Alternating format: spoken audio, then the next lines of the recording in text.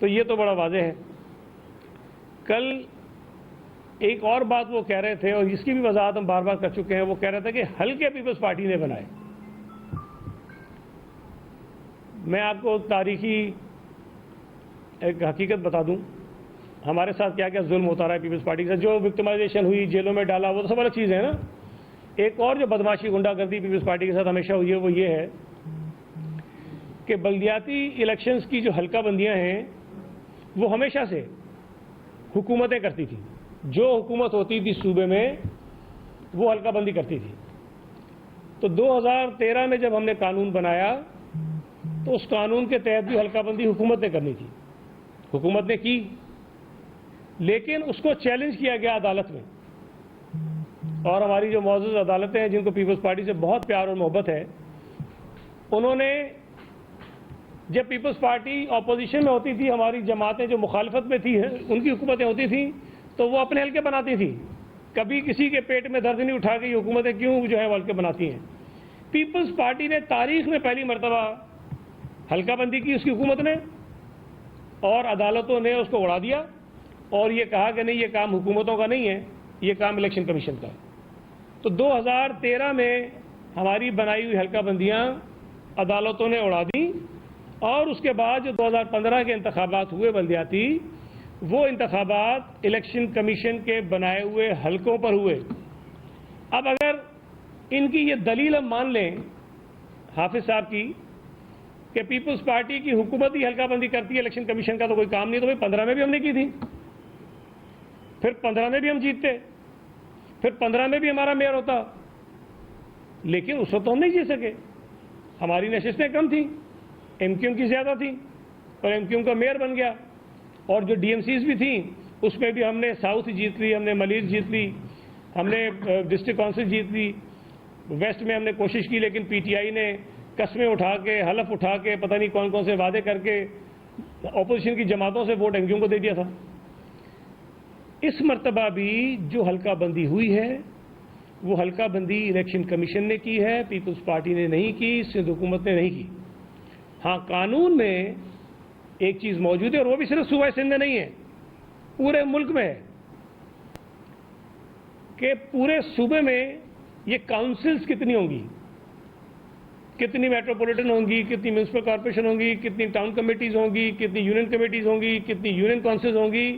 اس کا فیصلہ حکومت کرے گی، اور وہ ہم نے کیا، قانون کے مطابق کیا۔ ہم تعداد بتاتے ہیں الیکشن کمیشن کو کہ جناب اتنی یونین کمیٹیز ہونی چاہیے، اتنے ٹاؤنز ہونے چاہیے، اتنے ڈسٹرکٹ کونسل ہونے چاہیے، پھر اس کو مد نظر رکھ کے الیکشن کمیشن حلقہ بندی کرتا ہے، اور وہ حلقہ بندی انہوں نے کی۔ تو یہ اس طرح بلا وجہ غلط بیانی کرنا جو ہے وہ مناسب نہیں ہے۔ میں بار بار یہ کہتا ہوں کہ اگر میئر کے انتخاب میں ان کو اکثریت ملتی ہے، جس کا امکان نہیں ہے تو وہ بنے میئر، ہمیں کوئی اعتراض نہیں ہے۔ اگر ان کو اکثریت نہیں ملتی، کسی اور کو ملتی ہے، پیپلز پارٹی کو ملتی ہے، تو ذرا کھلے دل کے ساتھ اس کو بھی تسلیم کریں۔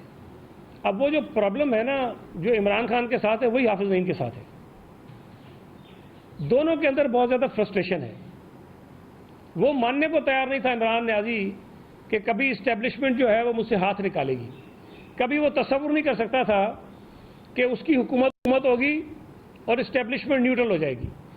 کبھی وہ تصور نہیں کرتا کہ وہ وزیر اعظم کے عہدے سے ہٹ جائے گا۔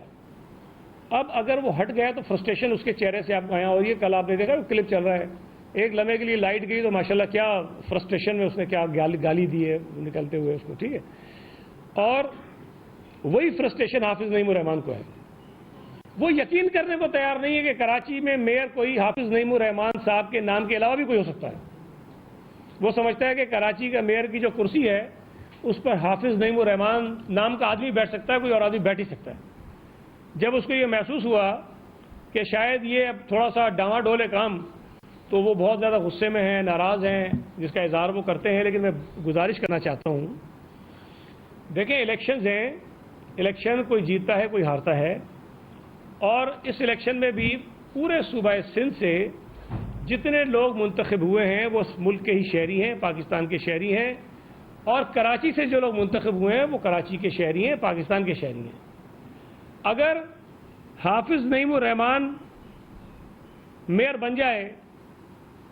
تو پھر قبضہ نہیں ہے شہر پہ، لیکن اگر حافظ نعیم الرحمان کے علاوہ پیپلز پارٹی کا کوئی میئر کراچی پہ آ جائے تو وہ کراچی پہ قبضہ کر لیں گے۔ میں تو کل سے دیکھ رہا ہوں ایسے ایسے لوگ، الطاف حسین صاحب کے پیٹ میں درد اٹھائے، اب مطلب خدا کا خوف کریں، وہ کہہ رہے ہیں کہ پتہ نہیں وہ جمہوریت کی اور اس کی اور کیسی باتیں کر رہے ہیں۔ جو تباہی، جو بربادی اس صوبے میں، اس ملک میں، خاص طور پہ شہر میں انہوں نے مچائی تھی، جو روایتیں انہوں نے بنائی تھیں، اللہ تعالیٰ نے اس ملک کی، اس شہر کی، صوبے کی اس سے جان چھڑائی ہے۔ اب وہ بیٹھ کے بھی حقوق اور اصولوں کے علمبردار بن رہے ہیں۔ بہرحال خیر ان کا موقف ہے، وہ دیتے رہیں، اور جماعت اسلامی کی حمایت میں بول رہے ہیں، بڑی بات ہے۔ میں وہ کہہ رہا ہوں یہ ایک نیا الطاف حسین بننا چاہ رہا ہے حافظ نعیم الرحمان، تو ان کو بھی شاید الطاف حسین کو بھی نظر آ رہا ہوگا کہ اس کے اندر کوئی دمخم ہے، لہٰذا میں تو نہیں آ سکتا ہوں، تو اسی کو ذرا طاقت بخش دو کوئی، شاید یہی وہ کام کر رہے جو الطاف حسین کر رہا تھا۔ میری عرض یہ ہے کہ جو پاکستان پیپلز پارٹی کے ٹکٹ پر لوگ کراچی شہر سے منتخب ہوئے ہیں وہ اسی شہر کے رہنے والے ہیں۔ یہ جو منافرت پھیلائی جا رہی ہے شہر میں جماعت اسلامی کی طرف سے، اس کو نہ پھیلائیں۔ آپ یہ کہیں آپ کو پی ٹی آئی نے سپورٹ کر دیا ہے نا، آپ کوشش کریں وہ سارے کے سارے ووٹ آپ کو پڑ جائیں، آپ میئر کراچی بن جائیں، ہم کھلے دل سے تسلیم کریں گے، اس کو کھلے دل سے تسلیم کریں گے۔ ہم نہیں کہیں گے کہ اس کے اوپر قبضہ ہو گیا اور کوئی کس طرح آ گئے، بس ٹھیک ہے ہم مان لیں گے، لیکن تھوڑا سا اپنا دل بھی کھلا کریں۔ اگر آپ میئر نہیں بن سکے اور کوئی اور میئر بن جاتا ہے تو اگر آپ اتنے فرسٹریٹڈ ہیں، ٹھیک ہے آپ ہم پہ تنقید کریں، ہم پہ الزام لگائیں، جو کرنا کریں، لیکن میری گزارش ہے کہ کراچی شہر میں نفرت کی سیاست کو نہ پھیلائیں، منافرت کی سیاست کو نہ پھیلائیں، تقسیم کی سیاست کو نہ پھیلائیں۔ ہم تو اب بھی یہ چاہتے ہیں کہ جماعت اسلامی کے ساتھ ہم بیٹھیں اور بیٹھ کر اس شہر کے لیے جو بہتر ہو اس کو ہم آگے بڑھائیں، اس کو ہم آگے لے جانے کی کوشش کریں۔ ایک اور عمران خان صاحب کا جو قصہ کل سے چل رہا ہے کہ وہ جو منتیں سماجتیں ایک کانگریس وومن کو کر رہے ہیں امریکہ کی، یار ویسے مطلب بے شرمی ڈھٹائی کی بھی کوئی حد ہوتی ہے۔ وہ آدمی جو اس سے کچھ مہینے پہلے ایبسلیوٹلی نوٹ کا جو ہے وہ نعرہ لگاتا تھا، یہ چورن بیچ رہا تھا، پوری اپنی وہ جو ان کے پیچھے کلٹ ہے اس کو انہوں نے پاگل کیا ہوا تھا، اور وہ سارے لگے ہوئے ایبسلیوٹلی نوٹ ایبسلیوٹلی کر کے نعرہ بنا دیا۔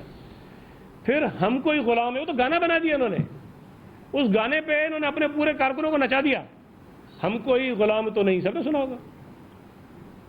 اب کل آپ دیکھیں کہ وہ کیا کہہ رہا ہے اس خاتون کو،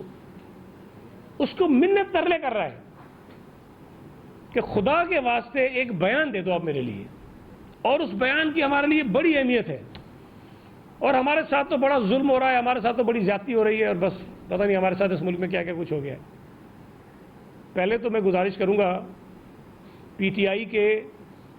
ان تمام لوگوں سے، عہدیداروں سے، کارکنوں سے جو اس پاگل اور ذہنی مریض کے پیچھے چل رہے ہیں، کہ وہ دیکھیں کہ وہ کس طرح نہ صرف اس قوم کو دھوکہ دیتا ہے، اس قوم سے جھوٹ بولتا ہے، بلکہ اپنے لوگوں سے بھی جھوٹ بولتا ہے اور ان کو بھی دھوکہ دیتا ہے۔ عمران خان نے یہ بات تو میں کب سے کہہ رہا ہوں کہ اس ملک کے لیے وہ سب سے بڑا سیکورٹی تھریٹ ہے، اور یہ بات بھی کہتا ہوں کہ وہ اس ملک کے ہر ادارے کو نقصان پہنچانا چاہتا ہے، لیکن اس نے باقاعدہ حملہ کروایا ہے، منصوبہ بندی کے تحت حملہ کروایا ہے، جی ایچ کیو پہ حملہ کروایا ہے، کور کمانڈر کے گھر پہ حملہ کروایا ہے، آئی ایس آئی کے فیصلہ آباد میں جو دفتر ہے اس کے اوپر حملہ کروایا ہے، اس نے پشاور میں جو ان کی عمارتیں ہیں پاک فوج کی اس کے اوپر حملہ کروایا ہے، کے پی کے اندر حملہ کروایا ہے، اسکول جلوا دیے ہیں، مساجد کو نقصان پہنچایا ہے۔ تو کون سی وہ جگہ تھی جو اس کے شر سے، اس کی دہشت گردی سے، اس کی تخریب کاری سے محفوظ رہی ہے؟ اب اگر اس دہشت گردی میں ملوث لوگوں کے خلاف ایف آئی آر ہوئی ہیں، ان کی گرفتاری ہوئی ہے، تو اس پہ یہ پوری دنیا کو یہ بتا رہا ہے کہ ہمارے ساتھ ظلم ہو رہا ہے۔ امریکہ میں اگر ٹرمپ کے لوگوں نے جا کر وہاں کہیں حملہ کیا، وہ بھی وہاں کا عمران خان ہے، جب وہاں جا کے انہوں نے حملہ کیا تو کیا امریکہ کی حکومت نے ان کو چھوڑ دیا؟ امریکہ کی حکومت نے بھی کیسز بنائے، امریکہ کی حکومت نے بھی ان کو گرفتار کیا، امریکہ میں بھی ٹرمپ کے خلاف کارروائیاں ہو رہی ہیں، شوق بھی دونوں کے ایک جیسے ہیں۔